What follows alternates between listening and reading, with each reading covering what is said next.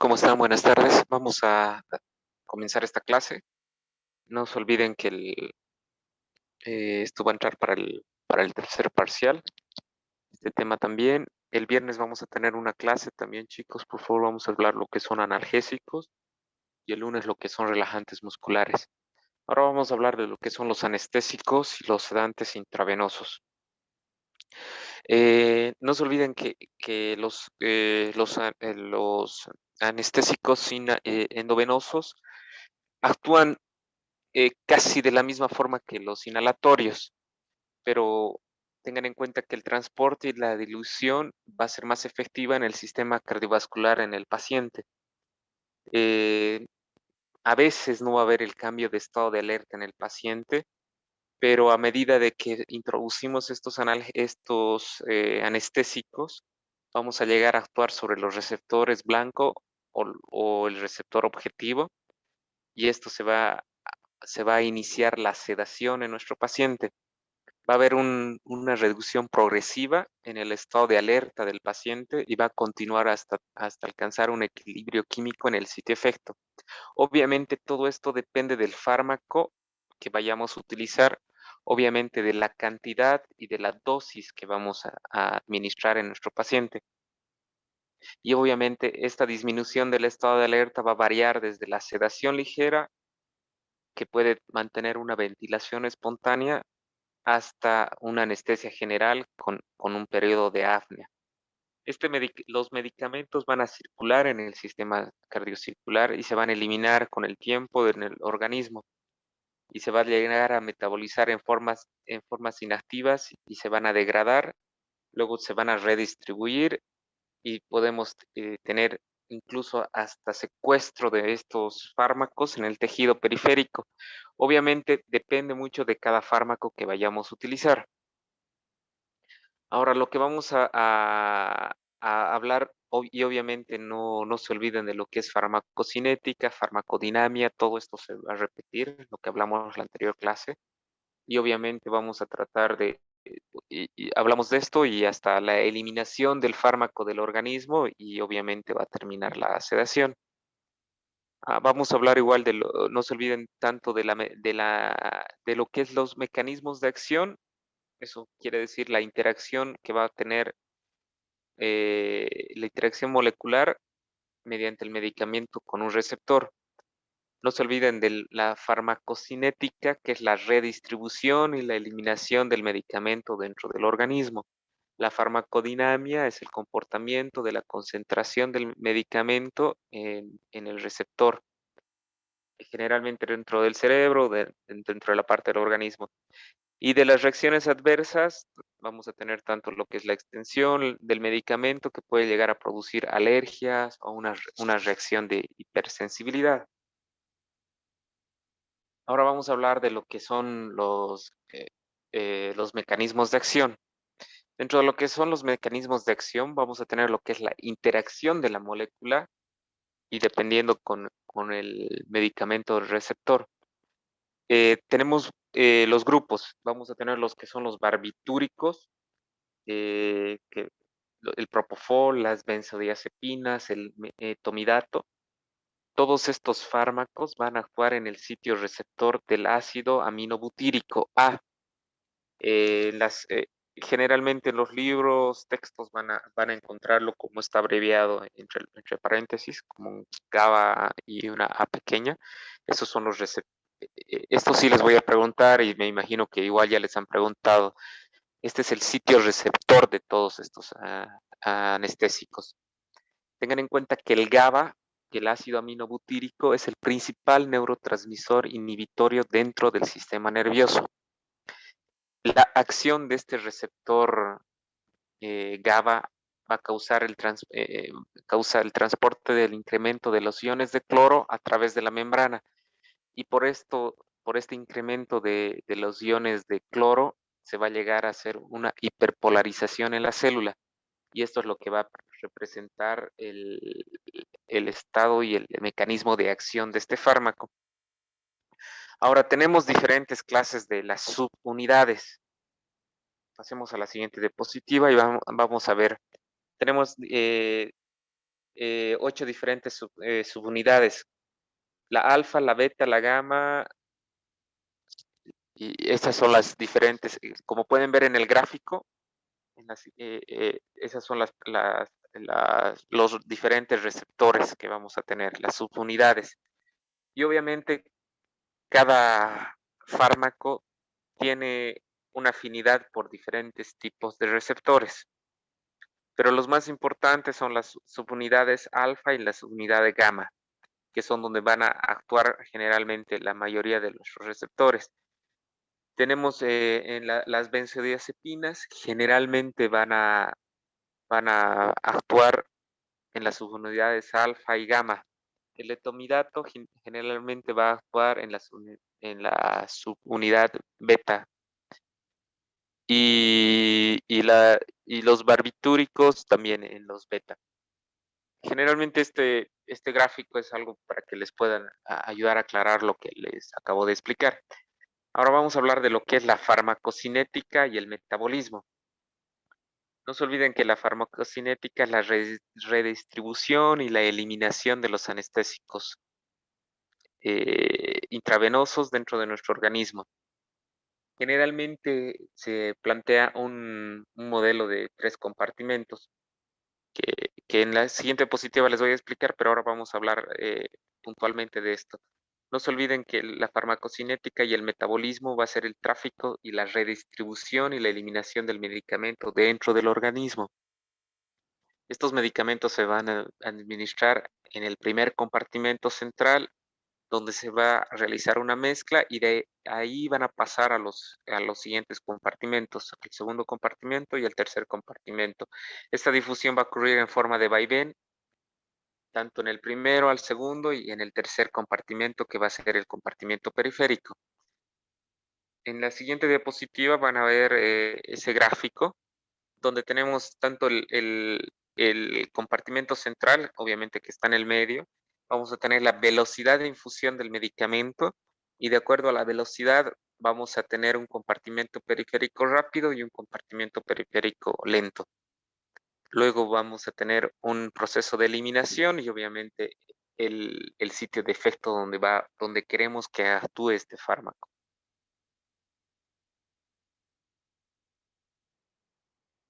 Ahora vamos a hablar de los efectos farmacodinámicos. No se olviden que es el compartimiento de la concentración del medicamento y de la población de los receptores dentro del cerebro. Van a existir numerosas subunidades de los receptores GABA A y estos son los que van a llegar a actuar dependiendo en el sitio de efecto que queremos que actúe. Las reacciones adversas. Todos los fármacos van a producir unas reacciones alérgicas. Podemos tener unas reacciones de hipersensibilidad incluso. Eh, los barbitúricos incluso pueden precipitar a una porfiria intermitente aguda. Generalmente el tiopental es uno de los fármacos que puede llegar a producir una porfiria intermitente aguda.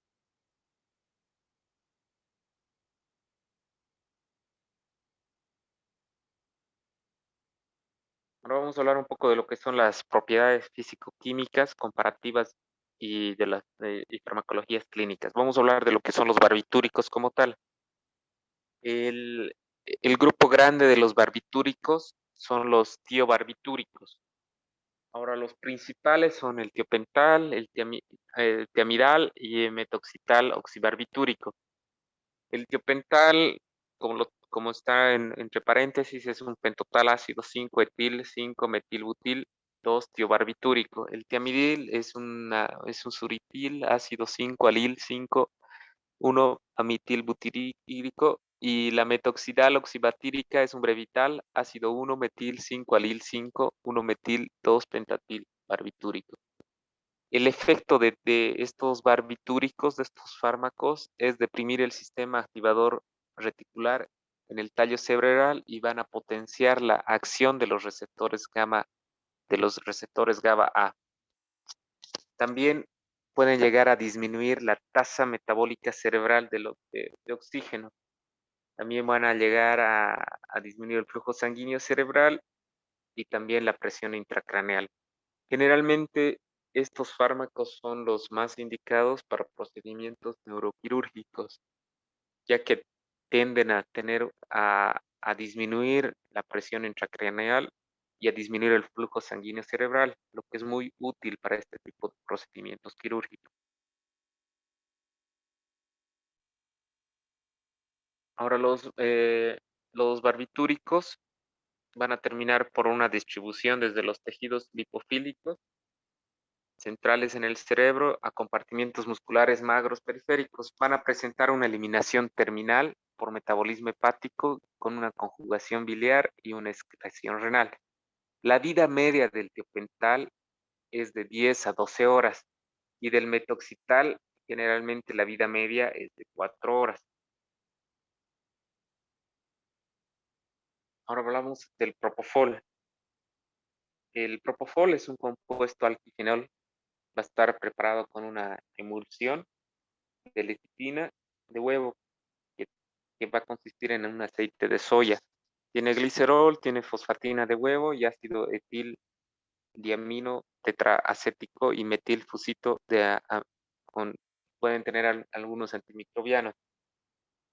El propofol va a llegar a incrementar la afinidad de unión GABA con el receptor GABA-A.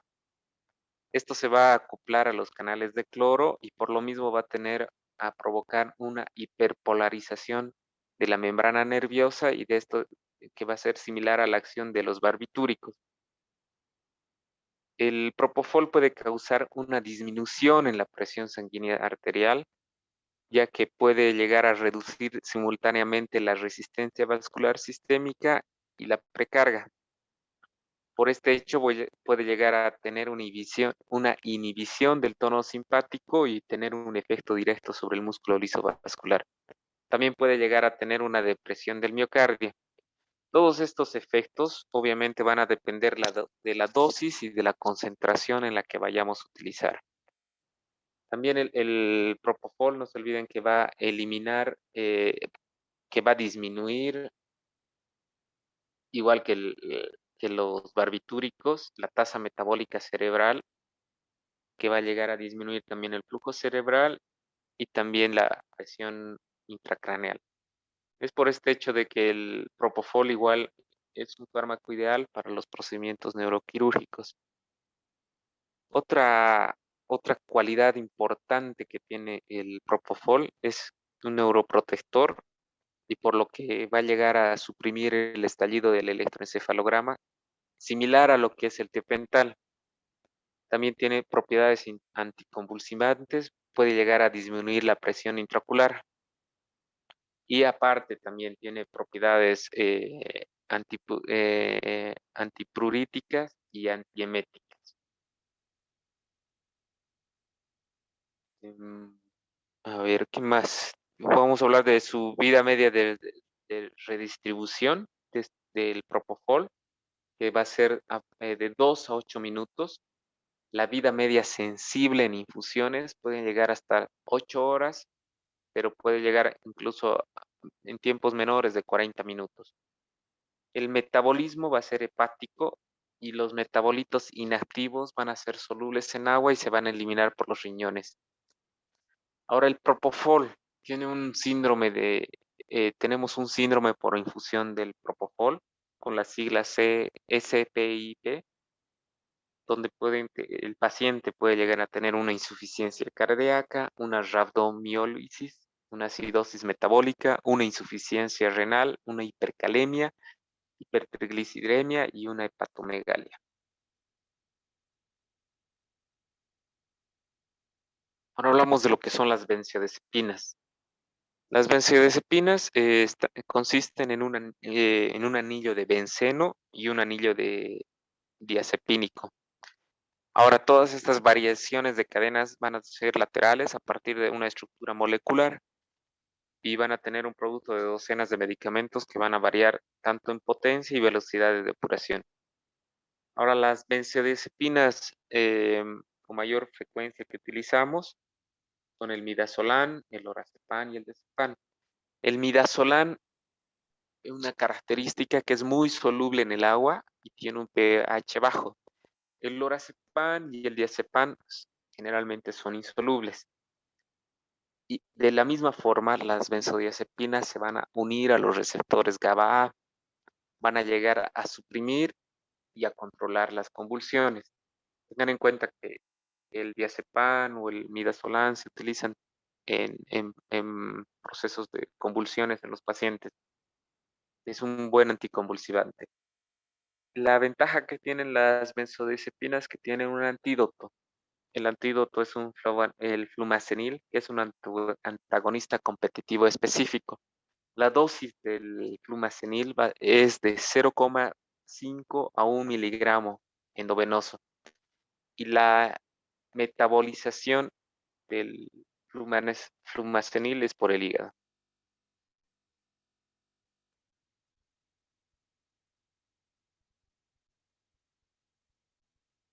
Ahora el etomidato. El etomidato es un estereoisómero. El isómero R va a tener la actividad anestésica.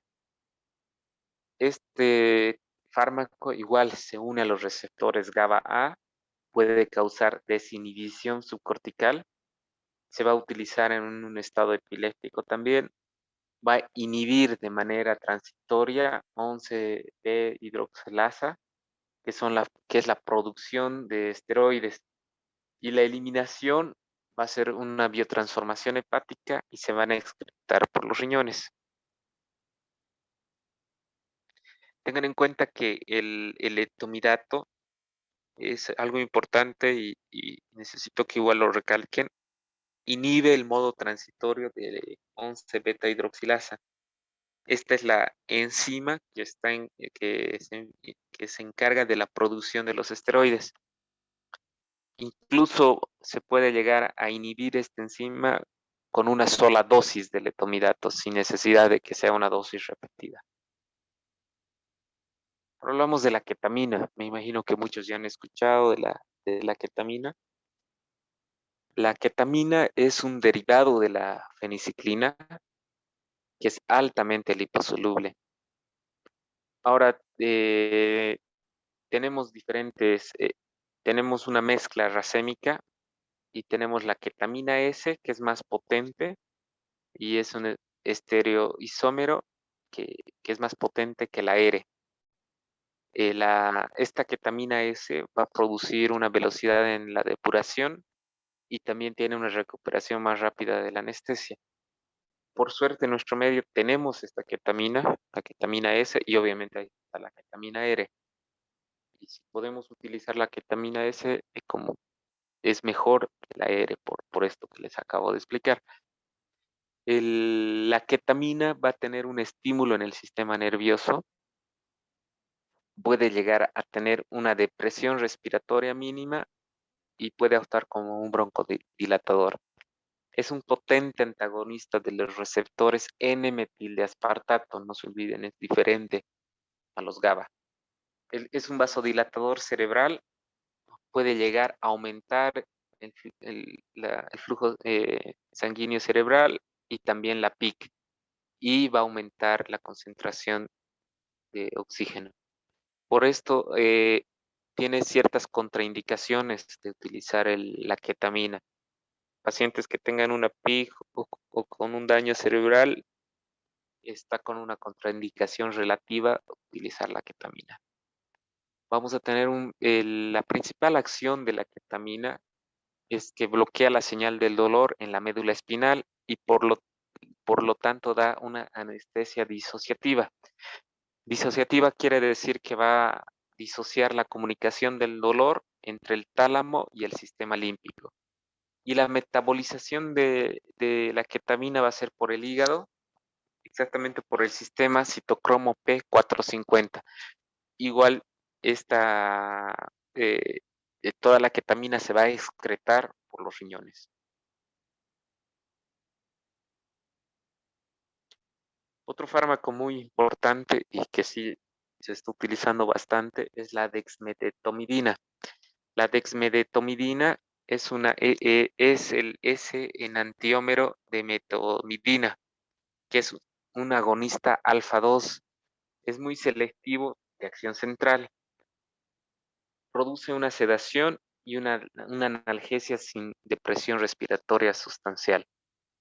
Estos receptores alfa 2 son presinápticos y se van a encontrar en el locus cerúleos, que es la área del cerebro responsable del despertar y de la activación simpática. Estos receptores alfa 2 también son inhibitorios y pueden activar y disminuir la cantidad de neurotransmisores descendentes liberados. Ahora también pueden llegar a liberar las catecolaminas, lo que puede llegar a producir una disminución en la presión sanguínea y en la frecuencia cardíaca. También estos se localizan en los axones de la médula espinal y que son los que van a estar implicados en la transmisión del dolor. Cuando se activan estos receptores, la transmisión nociceptiva va a disminuir la percepción del dolor y la va a atenuar. Ahora, en el hígado se va a metabolizar la dexmedetomidina mediante el uridín 5-difosfoglucoronil transferasa y estos metabolitos se van a excretar por la bilis y por la orina.